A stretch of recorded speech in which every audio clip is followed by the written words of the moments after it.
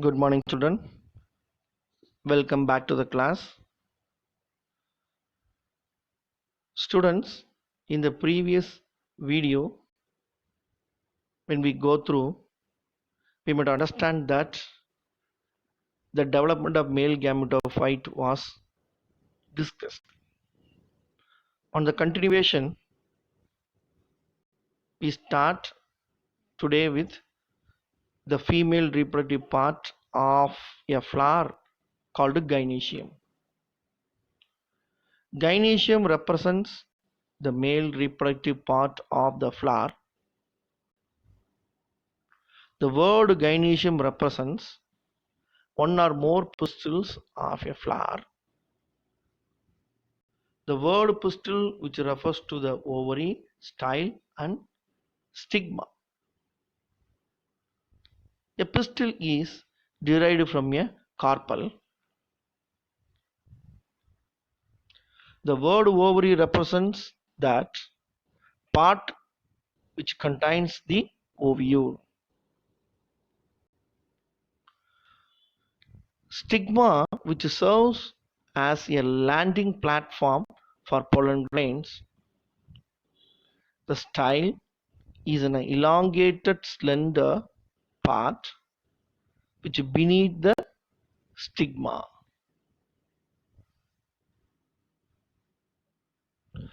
The basal swollen part of the pistil is the ovary, which you can see in this picture. Ovules are present inside the ovary cavity called lobule on placenta. Gynoecium or carpel, which arises a small papillate outgrowth of meristematic tissue from the growing tip of the floral primordium. It grows very actively and soon gets differentiated into ovary, style, stigma. The ovules or megasporangia arises from the placenta. The megasporangia or ovule arises from the placenta. The number of ovules in an ovary may be one. Example, paddy, wheat, and mango, or many. Example, papaya, watermelon, and orchids.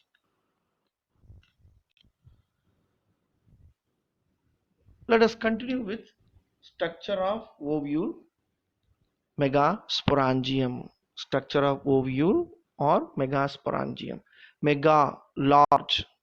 Sporangium, larger gamete or larger cell producing structure. Microspores are produced within the anther cavity. Megaspores are produced or ovule produced within the ovary cavity. Ovule is called megasporangium.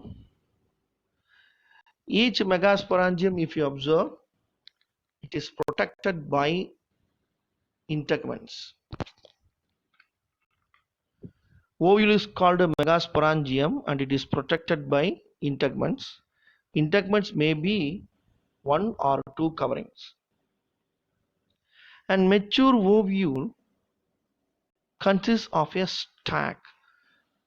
Mature ovule which consists of a stalk and a body. The stalk is also called as funiculus, is present at the base and it is attached the ovule to the placenta. I'm repeating, the stalk or funiculus is present at the base of the ovule, is attaches the ovule to the placenta, which you can see over here.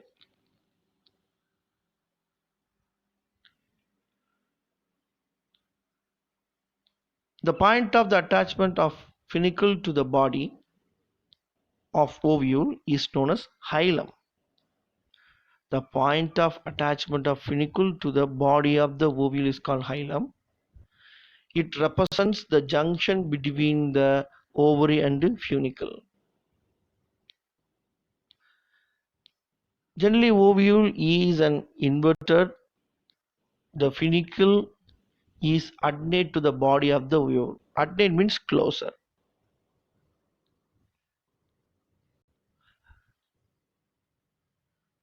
And forming a ridge called raphe.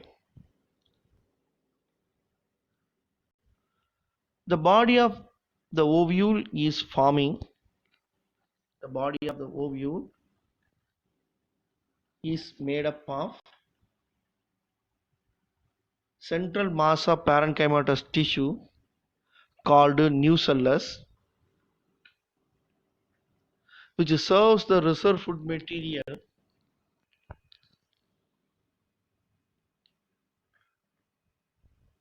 The nucellus is developed by one or two protective coverings called integuments. Integuments which encloses the nucellus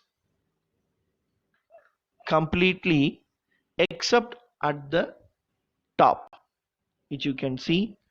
The top is called the chalazal end. Opposite the chalazal end, you can see the micropyle.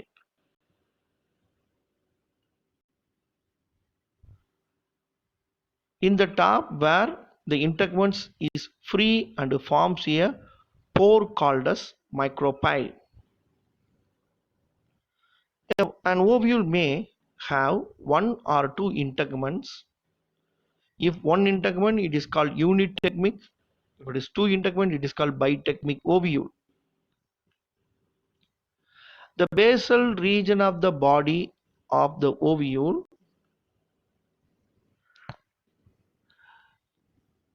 where the nucellus, the integument and the funicle meet or merge, is called chalaza. So the basal region of the body of the ovule, such as nucellus, integuments and the funicle, are meet or merge together called chalaza. Chalaza you can see on the top. There is a large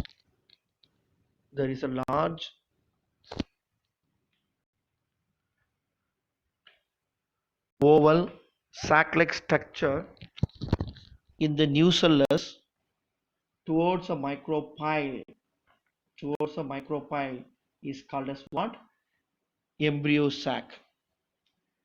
Embryo sac is also called as female gametophyte.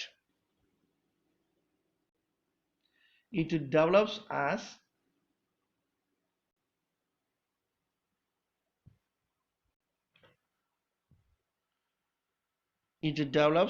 and forms a functional megaspore within the nucleus.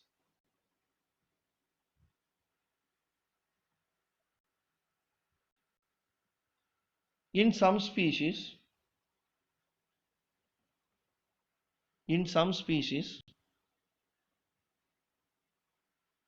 unitegmic 10 uninucellate, where the inner layer of the integuments may become specialized to perform nutritive function,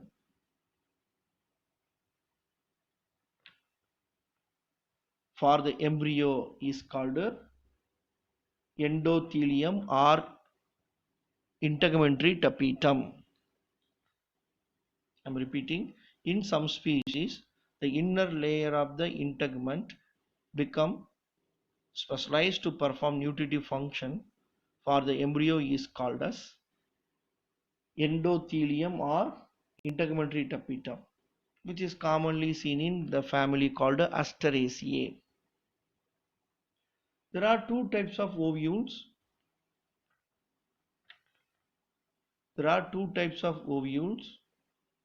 Based on the position of the sporogenous cell. If the sporogenous cell is hypodermal with a single layer of nucellar tissue around, it is called as tenuinucellate type. Normally, tenuinucellate ovules have very small nucellus. Ovules with subhypodermal sporogenous tissue is called quasi-nucellate type.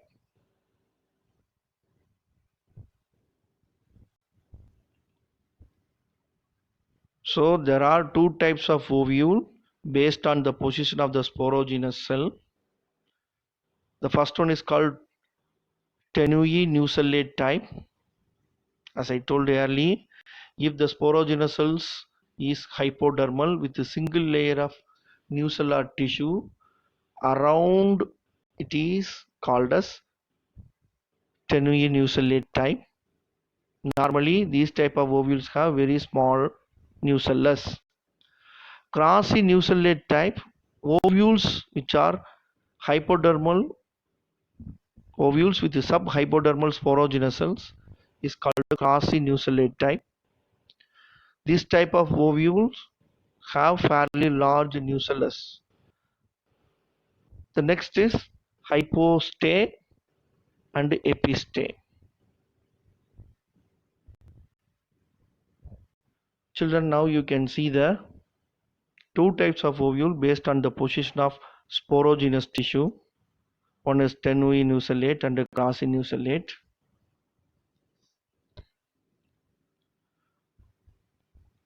Group of cells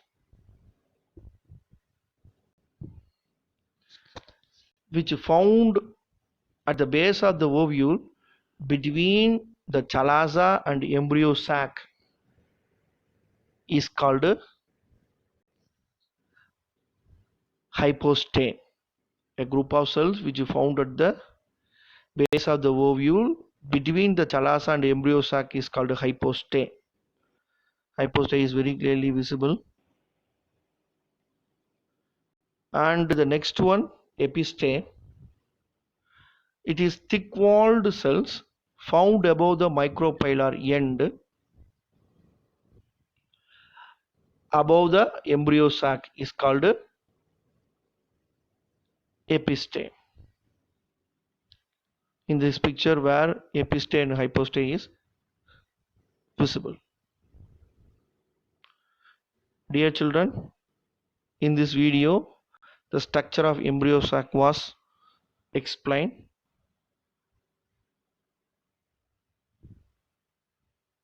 In this video you might understand about the structure of ovule in detail along with the